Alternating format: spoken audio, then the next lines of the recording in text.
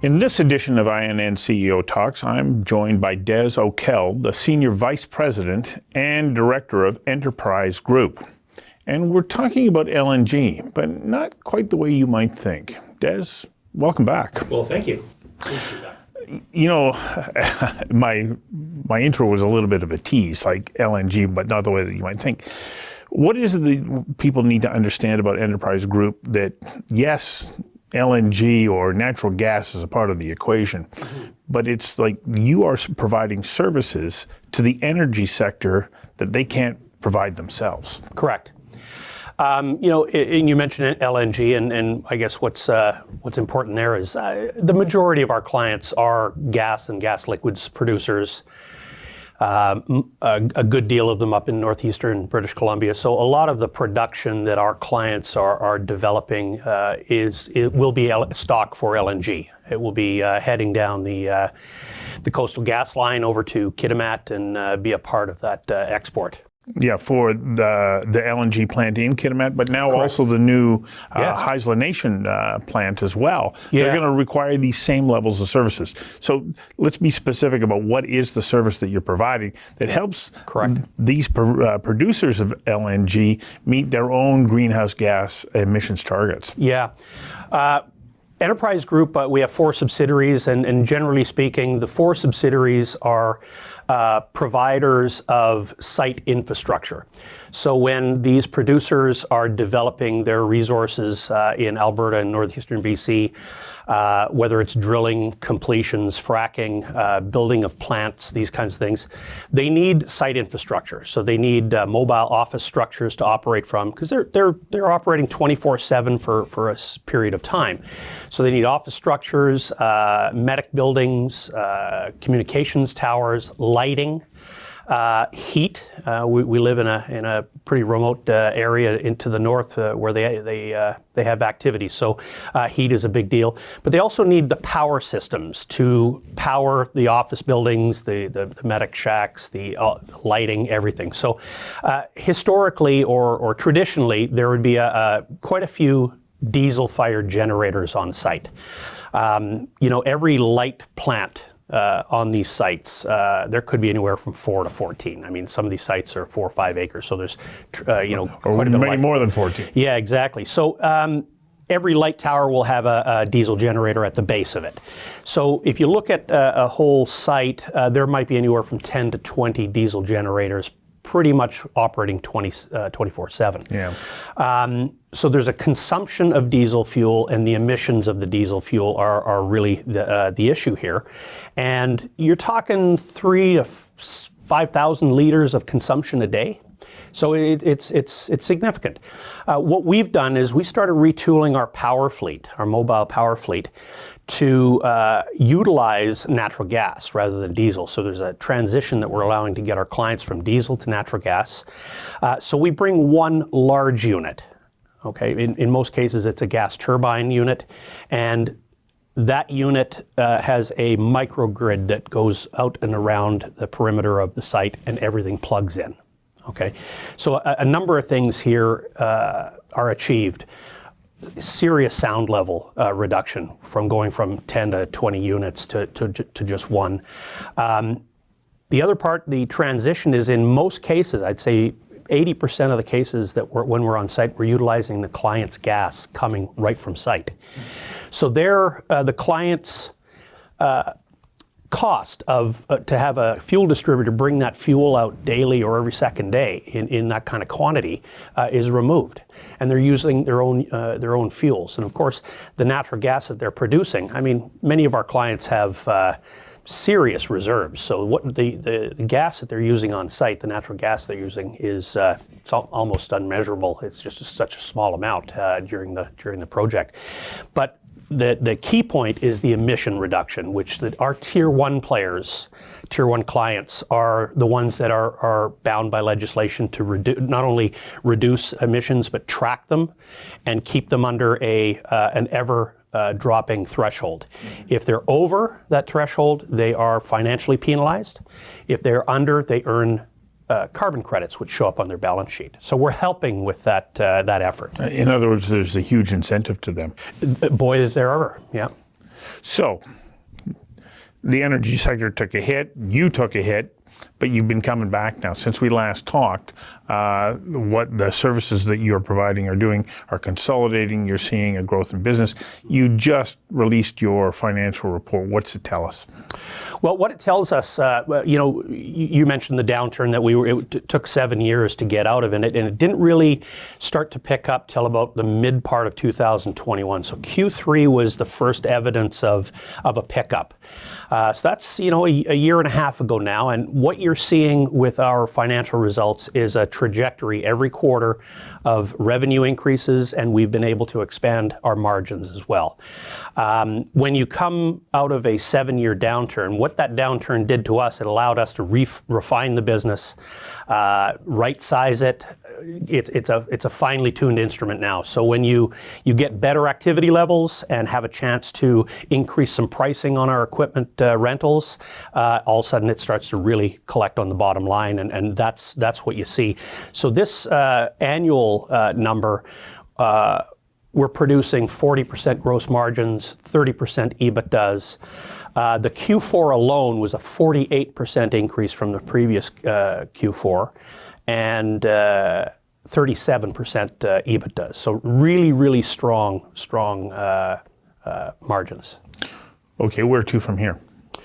Well, we're still seeing an increase in CapEx. Our clients and the industry in general is increasing again CapEx for 2023. So we still see that trajectory intact.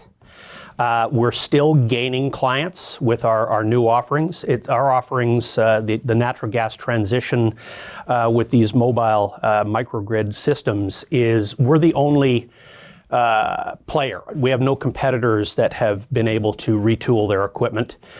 We have, so at the moment we still retain a first mover advantage. So we are gaining market share monthly. So that is still intact. So are you primarily focused or solely focused on the energy sector, or are you now starting to look at different sectors such as heavy construction, especially in the development of infrastructure projects that require everything that you're offering? Yeah, and we are looking, and we're starting to supply to the construction industry. The same central power system running on natural gas with a microgrid does apply to the construction industry. We got to take it one step at a time, but there's no doubt about it is an industry that we're looking seriously at for growth. Well, I can't help but imagine mining as well. Yes, and of course, mining is whether some people like it or not is very much a part of the future. We can't do some of the things we're doing without advancing mining. So we can't move into a green economy without mining. Correct. Yeah. So you've got a lot of opportunity ahead of you. Investor who's looking at you right now is going to say, okay, this sounds good, and I'm happy to hear that you got through this 7-year trough, you've reorganized. Why is now the moment for me to invest? Because if I take a look at your stock price, it's still hovering down around where it was 7-8 months ago when you said, well, the breakup value of the company is worth more than our combined shares. Yeah. So why now? Why as an investor, would I look at buying into Enterprise Group? Yeah, I think what's happened over the last 2.5, 3 years is that our clients, the producers, have seen their stock prices go up 5 to 10-fold. The Tourmalines and the Canadian Natural Resources, at the start of COVID, Tourmaline could be had for $7.50. It got to $88 just in the Q4 of last year.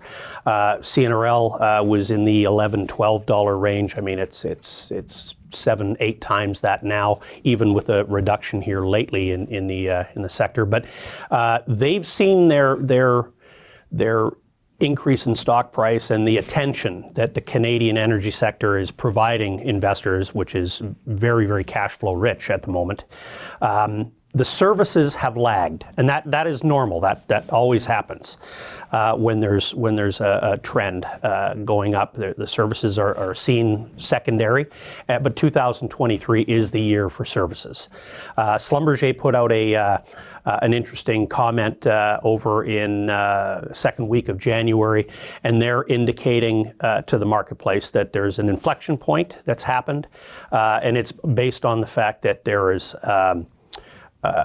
a serious supply issue on equipment and manpower, which is increasing prices and activity levels. So there's a pressure point there, and it's evident in our what I just described, our financials, our trajectory. It's evident in that particular story that I just said as well. So it's intact, and I think the 2023 is the year for services. So I expect to get some attention. The deep discount in enterprise at the moment, our financials that were released on Monday indicate a breakup value of our assets at 68 cents a share, and we're trading at around 40 at the moment. So you can see the deep discount. You talked about that inflection point when all of a sudden there's going to be this growing demand. How are you positioned, seeing as you were laying flat for a number of years? Suddenly you get hit with a surge in, service requests. Do you have the equipment, or do you have the access to be able to get that equipment to be able to service that sector? Certainly. Good question. The answer is yes. We have a very right side up balance sheet. We have a tremendous surplus access in our line. So we have the ability to CapEx to a very, very good degree. The kind of increases that we're seeing, we don't find ourselves in a pinched situation at all. We've got fantastic cash flow, and we've got just under 20 million on our line.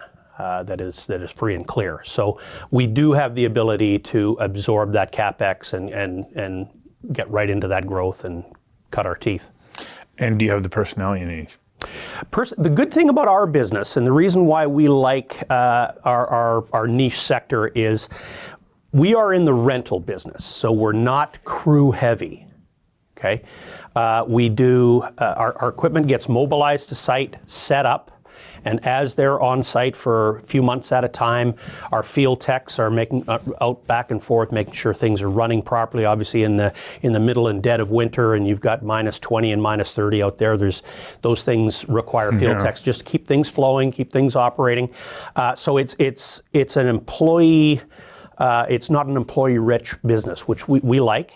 Yeah, especially for managing your cash reserves. Right. So unlike the drillers and the frackers, if they want to get a particular drilling rig up and going, they got to look for 20 and 40 people at a time.